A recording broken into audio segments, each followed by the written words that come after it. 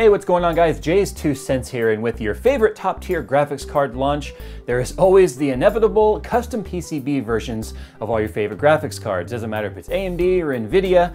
But guys, recently we took a look at the GTX980 SC from EVGA. That's a reference PCB based graphics card, and it performed really well. In fact, I've got 3 of them in the computer behind me. That's how much I like them. Well, EVGA has done it again, releasing the GTX980 Classified. We're gonna see just how bad this thing really is.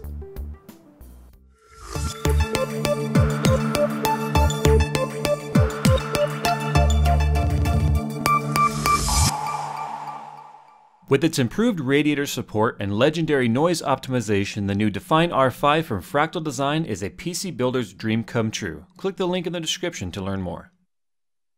All right, well, I'm not gonna waste any time taking the thing out of the box because really when it comes to the packaging, it's pretty much the same. It's got the EVGA classified box, it's got your standard power adapters in there, poster, all that sort of stuff. So we're not gonna waste any time on that. We're gonna get right to the meat and potatoes, as some people like to say, and we're gonna take a look at this badass behemoth of a graphics card. Now the GTX 980 Classified from EVGA features an all custom PCB. Basically that means they take the reference design, which is the blueprint provided by NVIDIA, and they provide that to all their board partners, EVGA, Gigabyte, MSI, and then they kind of take their own engineering and they come up with a better solution, or what they feel is improvements to the reference model. And that's exactly what we have here. And as you can see, it is a taller graphics card than standard. In fact, that's kind of normal for all of the classified GPUs, not just the 980, but the 780 and the 680. They were all taller GPUs because they're fitting an awful lot onto the PCB. Yeah, we'll talk about the back in a minute. Don't worry, we'll get there. Now, this is featuring the ACX 2.0 cooler, obviously adapted with bigger fans for the bigger PCB. It's got 5 heat pipes on this.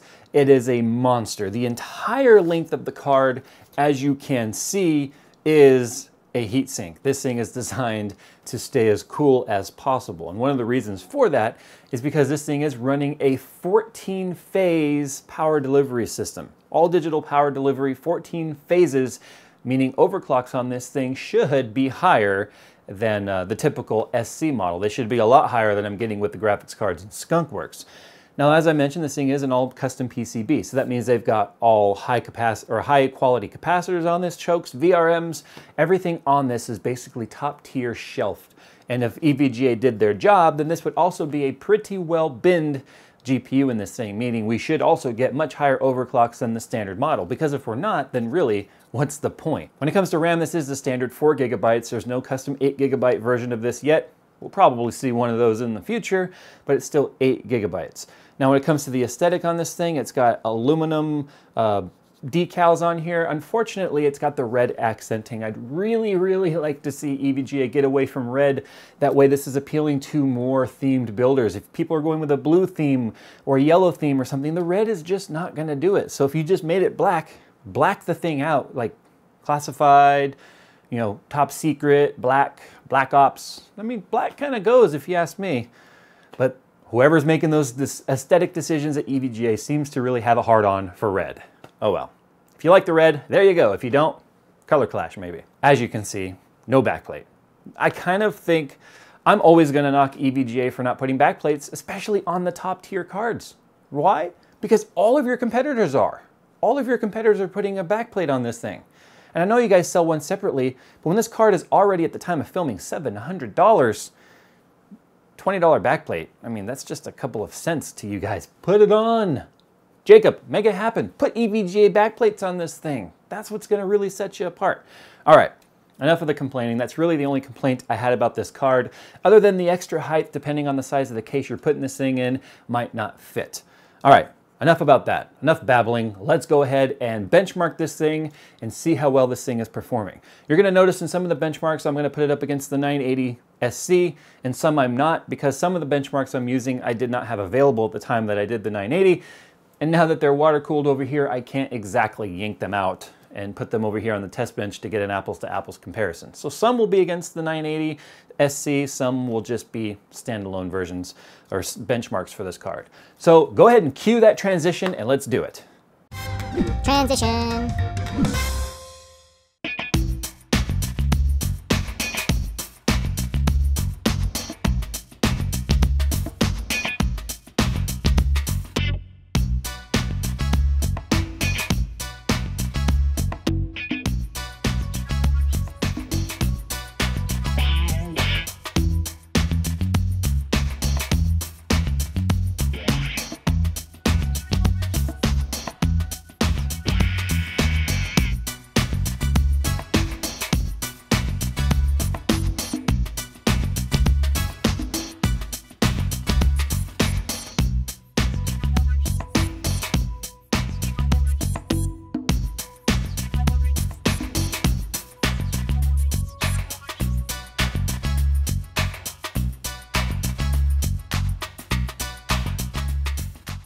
All right, so the GTX 980 Classified. Well, we're gonna find out right now, I guess, if it was worth $700.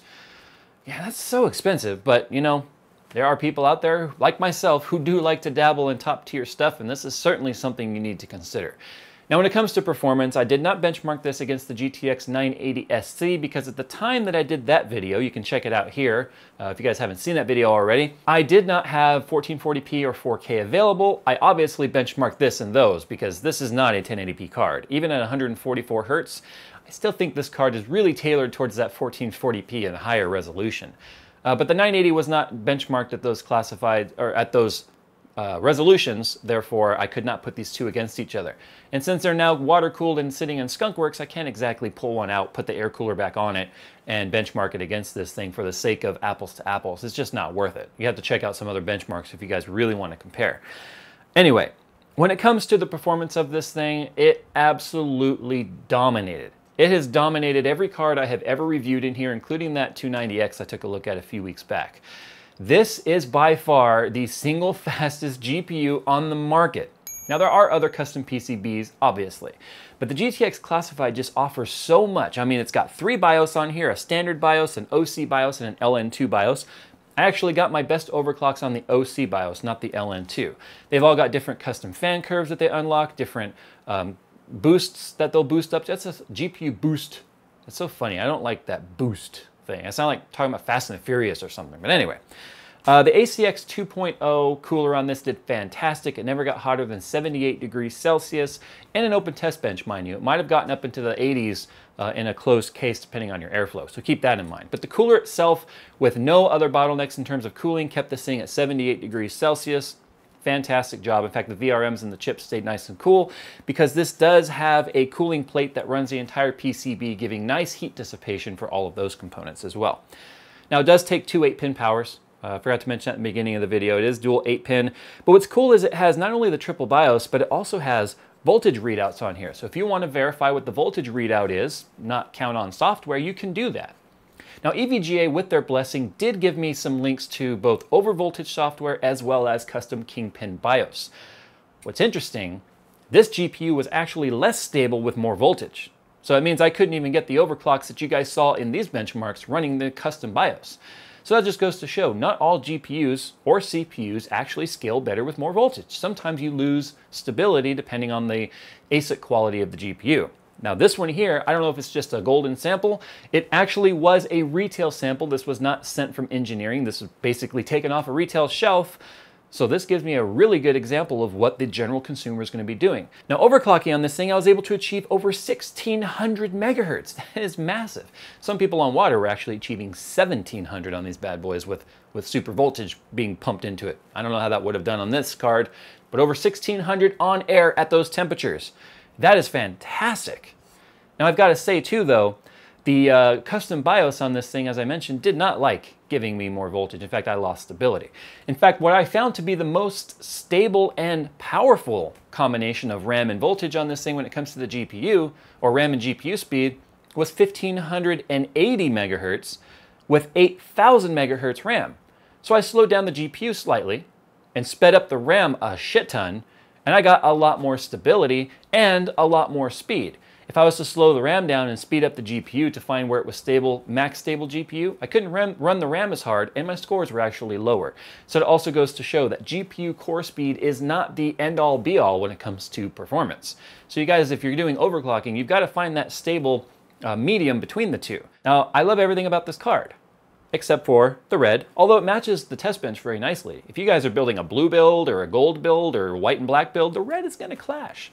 I really wish EVGA would get off their high horse when it comes to red. Everybody does red. Come on, be different. Dare to be different. Do black. Nobody does black. Anyway, get the red off of here and put a backplate on this thing. For the price premium people are paying for this, they deserve a backplate. Everybody else is offering it. That's what's putting EVGA a little bit behind in terms of the aesthetics. I know the backplate's only 20 bucks. When you're spending $700 already, 20 bucks you shouldn't have to spend to get a piece of metal on here, which everyone else is already offering. Those are the only gripes I can really give about this card. And I don't think I'm unique in saying that. I think the general populace is saying that, EVGA. Pay attention. Put a backplate on this thing. This is top tier shelf, man. All right, guys. Those are the only complaints I really have about it. If you guys are looking for one of the world's fastest GPUs that are a hell of a lot more sense than the Titan, go and check out the EVGA GTX 980 Classified Edition. This thing is pretty badass. If this thing's too much for you, but you want more than the SC, well, the For the Win edition is also launching this December. So there's going to be 3 tiers of 980 available from EVGA. As always, guys, follow on Twitter or Facebook if you have any questions or comments, or you want to tell me what you want me to do on this channel. I'd love, as I said, to crowdsource topics from you guys. And as always, I hope to see you in the next one.